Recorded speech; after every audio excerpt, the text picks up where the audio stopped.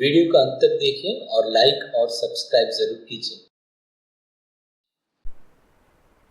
Question देख लीजिए। Cot theta का वैल्यू गिवन है 7/8। हमें इवेलुएट करना है। क्वेश्चन नंबर 1 है 1 plus sine theta into 1 minus sine theta by 1 plus cos theta into 1 minus cos theta. Second question है कॉट स्क्वायर थीटा। तो हमने यहाँ एक ट्राइंगल एबीसी बना लिया है जो राइट एंगल है एट बी पर। यहाँ पे थीटा हमने मार्क कर लिया है।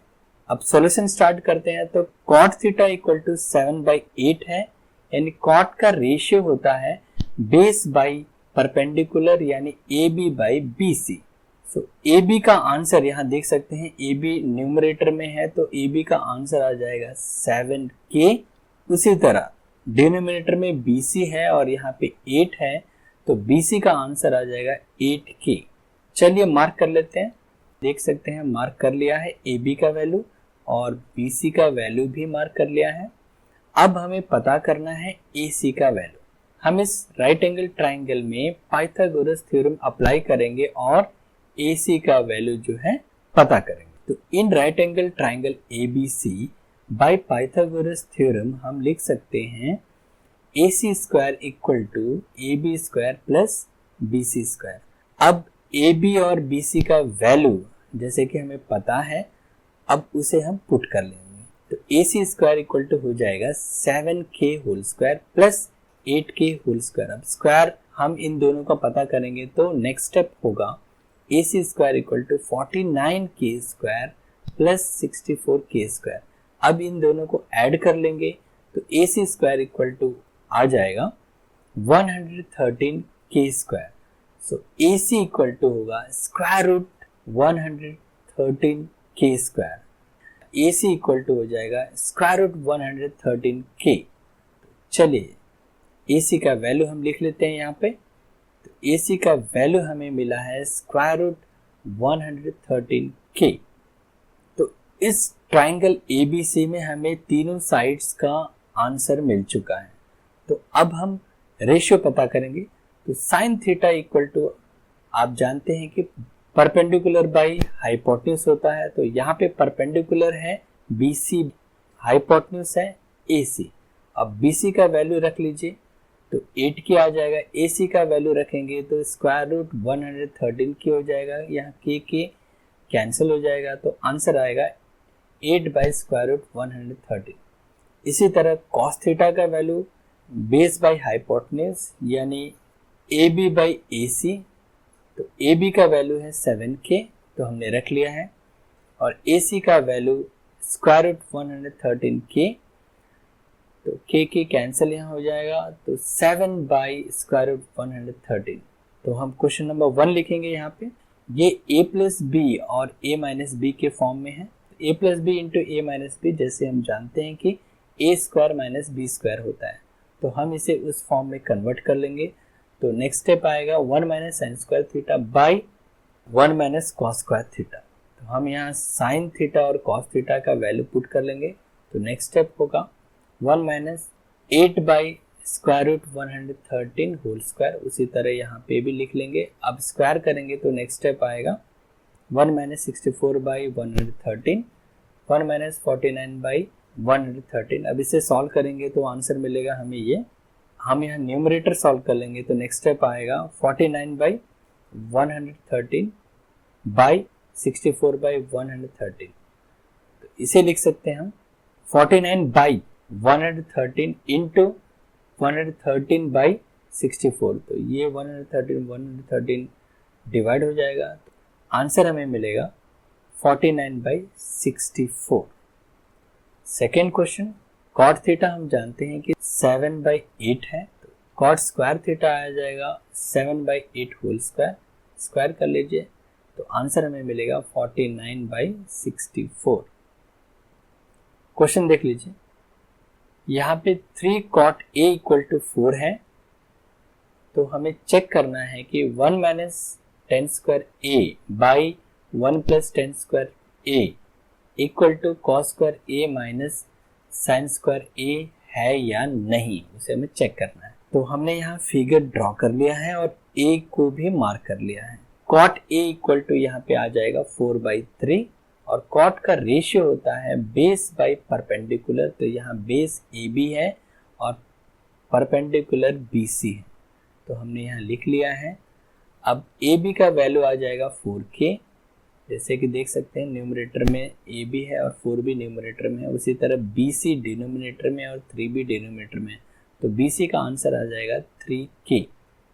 लेबल कर लीजिए, तो हमने लेबल कर लिया है, देख सकते हैं यहाँ पे। अब हमें ए सी का वैल्यू यहाँ पर पता करना है। ये राइट एंगल ट्राइंगल है, तो पाइथागोरस थ्योरम अप्लाई करके हम ए सी का वैल्यू पता करेंगे। तो in triangle A B C by Pythagoras theorem हम लिख सकते हैं कि A C square equal to A B square plus B C square. Value put कर लीजिए, तो A C square equal to यहाँ पे ए बी का वैल्यू पुट कर लिया हमने और बी सी का वैल्यू पुट कर लिया, स्क्वायर कर लीजिए, तो नेक्स्ट स्टेप आएगा A C square equal to 16k square plus 9k square. इन दोनों को ऐड कर लीजिए तो आंसर आ जाएगा A C square equal to 25k square. तो ए सी इक्वल टू आ जाएगा स्क्वायर रूट 25k स्क्वायर। अब स्क्वायर रूट इसका पता करेंगे तो ए सी का आंसर मिलेगा 5k। चलिए लेवल कर लेते हैं। इस ट्राइंगल में हमें तीनों साइड्स का लेंथ मिल चुका। तो अब हम रेशियो पता करते हैं, यानी साइन ए इक्वल टू होता है परपेंडिकुलर बाय हाइपोटेन्यूज। तो वैल्यू पुट कर लीजिए, यहाँ में बी सी बाई ए सी आ जाएगा। तो बी सी और ए सी का वैल्यू पुट करने पर हमें यहाँ मिलेगा 3k बाई 5k, यानी k यहाँ पे डिवाइड हो जाएगा तो आंसर मिलेगा हमें 3/5। चलिए इसी तरह कॉस ए का वैल्यू भी हम निकाल लेंगे। तो हमने लिख लिया यहाँ में 4k बाई 5k, यानी 4/5 आ जाएगा कॉस ए का वैल्यू। tan a का वैल्यू भी हम निकाल लेते हैं, तो हमें पता है tan a होता है cot a का रेसिप्रोकल, यानी cot a का आंसर हमें पता है 4/3 है, और तो ये हो जाएगा 3/4। यहाँ हमें लेफ्ट हैंड साइड में ये लिखा हुआ है, राइट हैंड साइड में इधर cos square a minus sin square a लिखा हुआ है। लेफ्ट हैंड साइड का वैल्यू हम पता करते हैं पहले, तो लेफ्ट हैंड साइड हम ले लेंगे यहाँ पे 1 minus tan square a by 1 plus tan square a। अब tan a का वैल्यू पुट कर लीजिए, तो यहाँ में हमने tan a का वैल्यू पुट कर लिया है 3/4 और डिनोमिनेटर में भी tan a का वैल्यू पुट कर लिया है। तो स्क्वायर कर लीजिए, तो नेक्स्ट स्टेप आएगा 1 माइनस 9/16 और डिनोमिनेटर में आएगा 1 प्लस 9/16। इसे सॉल्व करने पर हमें मिलेगा 16 माइनस 9/16 और यहाँ पे मिलेगा 16 प्लस 9/16। सॉल्व कर लीजिए इसे, यहाँ 16 माइनस 9 और 16 प्लस 9, यानी यहाँ पे मिलेगा 7/16 बाई 25/16। तो ये हो जाएगा 7/16 इंटू 16/25। 16 से डिवाइड हो जाएगा तो आंसर मिलेगा हमें 7/25। ये लेफ्ट हैंड साइड का आंसर है। राइट हैंड साइड भी निकालते हैं और उसका आंसर चेक करते हैं कि वो भी 7/25 आ रहा है या नहीं। तो राइट हैंड साइड पहले हम लिख लेंगे। क्या है राइट हैंड साइड में? cos square a minus sin square a है। अब cos a का वैल्यू निकाल लीजिए और उसका स्क्वायर कर लीजिए, sin a का वैल्यू यहाँ पे रख लीजिए और स्क्वायर कर लीजिए, तो 4/5 होल स्क्वायर आ जाएगा। 16/25 माइनस 95, 16 माइनस 9 हो जाएगा 7/25, यानी लेफ्ट हैंड साइड भी 7/25 मिला था हमें और राइट हैंड साइड भी मिल रहा है 7/25, यानी लेफ्ट हैंड साइड और राइट हैंड साइड दोनों क्या है? इक्वल है। इसका मीनिंग ये हुआ कि 1 minus tan square a by 1 plus tan square a equal to cos square a minus sin square a। अब क्वेश्चन देख लीजिए, यहाँ पे हमें एक ट्राइंगल PQR है जो राइट एंगल है एट Q पर।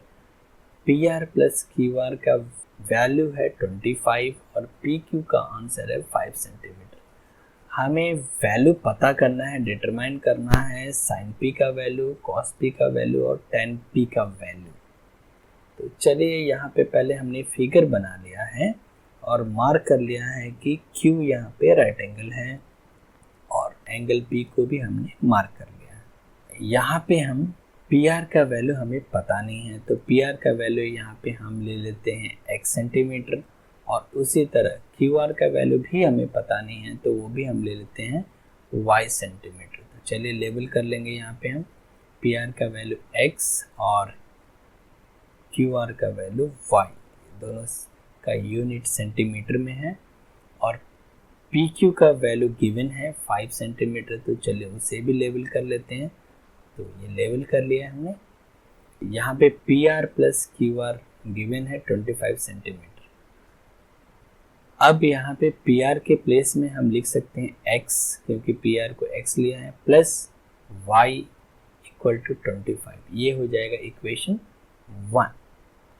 In triangle P Q R हम पाइथागोरस थ्योरम अप्लाई करेंगे। यहाँ पे बाय पाइथागोरस थ्योरम हम लिख सकते हैं P R square longest side, square of longest side equal to P Q square plus Q R square.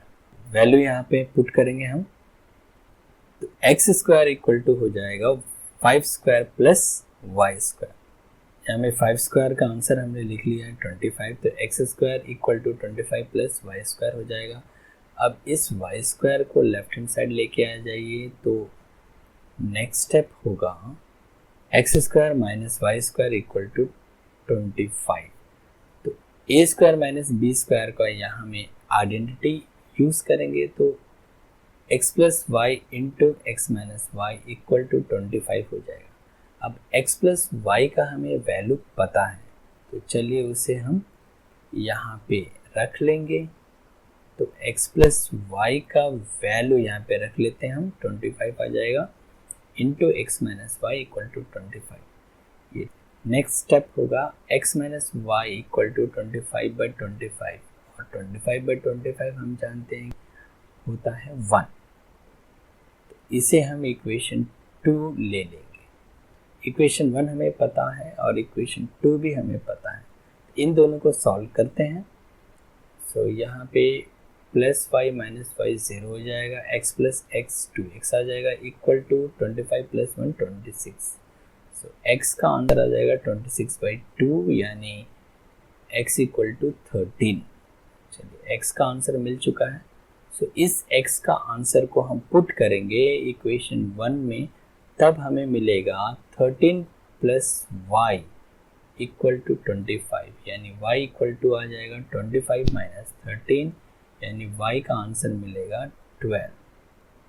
तो चलिए सभी लिख लेते हैं। तो हमने यहाँ लेबल कर लिया है, सारा साइड्स का आंसर मिल चुका है। अब लास्ट क्या है, हमें साइन p, कॉस p और टेन p का वैल्यू लिखना है। तो साइन p हम जानते हैं कि परपेंडिकुलर बाई हाइपोटेन्यूज होता है। परपेंडिकुलर यहाँ पे क्यू आर है और हाइपोटेन्यूज यहाँ पे पी आर है। सो 12/13 हो जाएगा ये। नेक्स्ट कॉस p हम जानते हैं बेस बाई हाइपोटेन्यूज, तो 5/13। इसी तरह टेन p हम जानते हैं परपेंडिकुलर बाई बेस, यानी तो Q R by P Q, यानी 12/5।